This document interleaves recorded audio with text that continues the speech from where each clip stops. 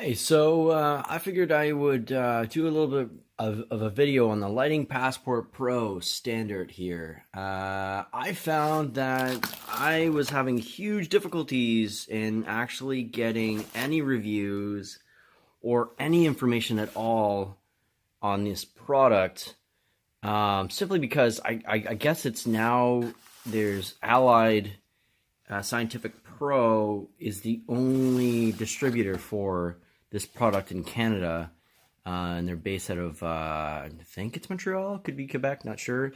Somewhere in Quebec rather, but I think it's Montreal.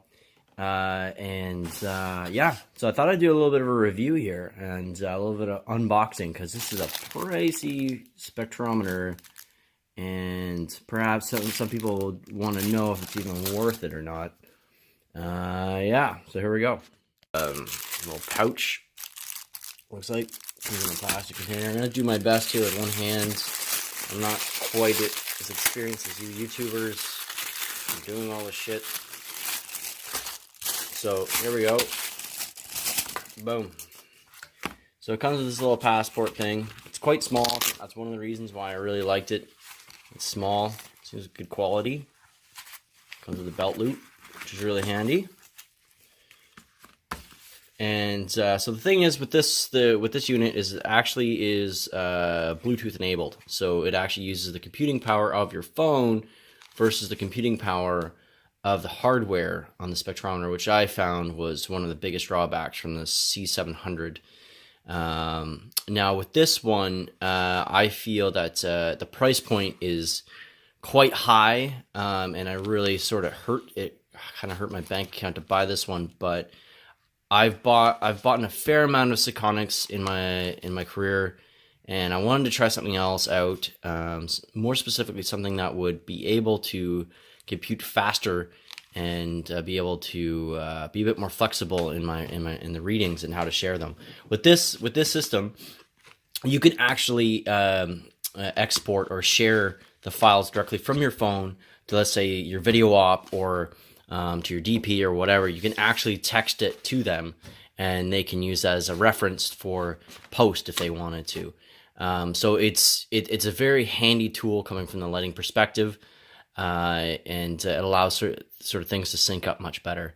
There's a lot of other products out there that are scanning and doing a better job at sort of color rendition. For example, is here. Right, so there we go. Boom. That's off. A little bit of plastic there covering the surrounding. So is it actually made of? Yeah, it's the only distributor. I've got to figure out where they actually came from. So here we go. Opening up the package here. Magnetic USB cable. Okay. Comes with. And it comes with this fancy envelope of certificates, it looks like. And again, sorry for not being experienced and having all the tools for this, but here we go. Software. Who uses CDs anymore? But there you go. Certificate warranty card. That's cool. That's cool. And it comes with this. The model that I'm actually getting, there's actually a couple different models. I'm not sure if I showed everyone this one. Yeah. Okay, so here's the different models. You can get Standard Pro, Essence Pro, and Hilux.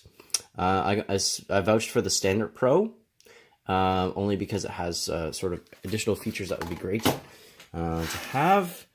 I can go into those a little deeper later, but here we are. We're already looking at our stuff. Alright, so it comes with this. With a warning. Keep this side up to prevent contents from falling. Okay, noted. Again, I'm going to try this one-handed. And owning it. Oh, that's like a Windows logo. Alright. Here we go. So it's kind of like a smaller version of I guess like a Pelican case or something. And here we are. So it has a good weight to it. It seems pretty weighty, pretty well built. There was a demo model that I was actually going to buy out of Toronto from this one company. because these are nearly impossible to find. But they wanted full price for something that was over a year old, and it had dings and all over it, and I'm not sure if you guys are aware of the price of these things, but these are not cheap. These are sitting, I paid $3,400 Canadian for this model. So these are not cheap, and the guy wanted used $3,400, and I was like, no. So I had to get my own out of this Ansensetek, whatever it is called. Anyway, Ansensetek. So yeah, here we are. So this is the part that actually does all the measurement. It has its own built-in battery, so you can actually charge it. And it seems like this one has a magnetic connector. I'm not sure if that's just a port that they put in there or if that's actually in there. But yeah, it has a little magnet connector, power switch there, and it has, that's where they do all the metering from. From the last demo that I was seeing, it's like this little slip that comes in and out. Apparently there's a calibration process that needs to happen when you first get these. It was online, and there's sort of a step-by-step thing to do. But what I've read online is that once you set it up once, people have had it for years and it hasn't been misaligned. So I think it's pretty good for that, which is great. Yeah, so and this is the little connector that goes on your phone, and it has a little tightener here. So essentially what you can do is you can mount this whole piece. This section here comes off. This section comes off. I think it's, how does that come off? There's some sort of button or something slips it off. So this bottom, I'll figure it out later, but essentially it's this bottom section. See that slit is right there? This whole bottom section comes off, and it goes in, connects into this, and it clicks into that. So essentially it goes onto your phone like that. So you can act like a regular light meter or a spectrometer. So you can just sort of put that on. Now I happen to have a spare phone around that I cracked the screen on. So I think what I'm going to do is I'm just going to dedicate that phone to this, because you don't necessarily need all the screen functions. Might just get their screen repaired and such. But yeah, so that's the accessory for that. Yeah, I think it was up there. So yeah, that's that there. Basic power supply. That's what this is. Extra screw in case you lose your shit. And then just a USB something. Oh, it's your mag strip connector. Okay, so that's pretty much it. Now, this whole thing comes with a lot of software. So as you can see, there's not much to the hardware side of it.